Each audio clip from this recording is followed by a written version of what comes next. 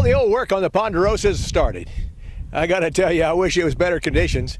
Hi, everybody. It's the Steckline Report coming from the Ponderosa with a little wind in the microphone. I hope you can hear me. But I got to tell you, this is a new deal for me. I farmed for 45, 50 years. Never done this. I'll tell you what in a minute. Announcing new deals from Straub International, your Case IH dealer, on an excellent selection of pre-owned combines and self-propelled sprayers. Deals like a January 2015 interest waiver, available on any maker model self-propelled sprayer. Interested in a combine? Receive an interest waiver until July 1st, 2015, or 0% financing for 36 months on any maker model combine. Hurry in, these great offers and more are available for a limited time through Case IH and C&H Industrial Capital. Visit your local Straub International dealer today. Some restrictions apply. See dealer for details. My grandfather came across the plains from Missouri in the 1860s and ran a hotel and stage stop here with livery stable, and it's been in the family ever since. We run probably about 100 cows here and 250 over at the other ranch. I'm sure there are other banks we could have dealt with, but they've been so friendly and know what the ups and downs are in the business. American Ag Credit is like a family for us for financial help. Well, friends, back on the Ponderosa where the wind is not nearly as bad as it was yesterday. Some people would have called it a tornado yesterday. I don't know how the trees stand it. It was 40, 50 mile an hour. Today it's just 30, so that's not bad at all. Anyway, this is not good. As you can see behind me, folks, we're roundupping a wheat crop. I've never done that before. However, this doesn't surprise me. I bought some land. I was stupid enough to add on to my farm, and I bought this land last year, and the guy that farmed it has put some wheat in here that was planted like November the 22nd.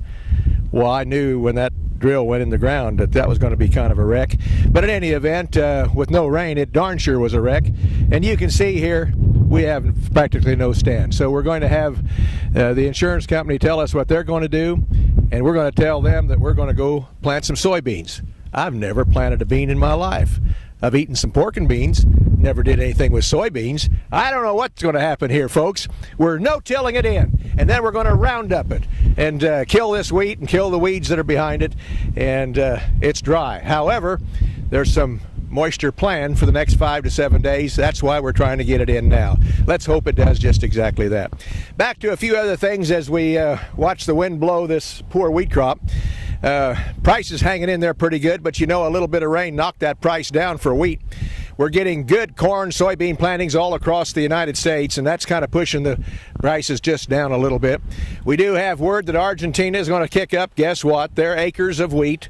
It happens every time our wheat price, soybean price, corn price, whatever our price of livestock is or grain, the competition gears up.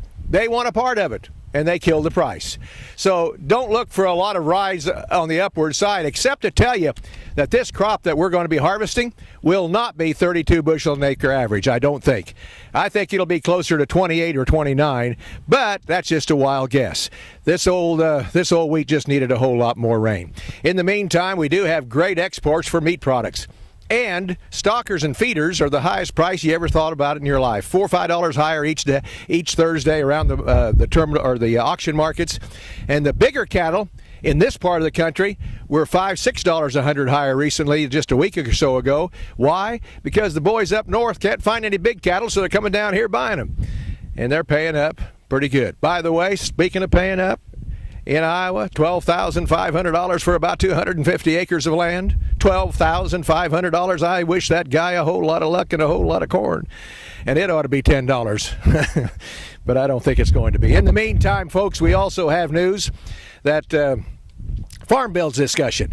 That's going to be interesting. We do have, and by the way, I've been telling you about this livestock assistance program. I signed up. I got paid. Folks, it's a pretty easy program. If you've had livestock the last 2 or 3 years and you're in a designated drought county, I don't care where you are, it's well worth your time to go to the FSA office. I promise you, it's a pretty good kind of a deal.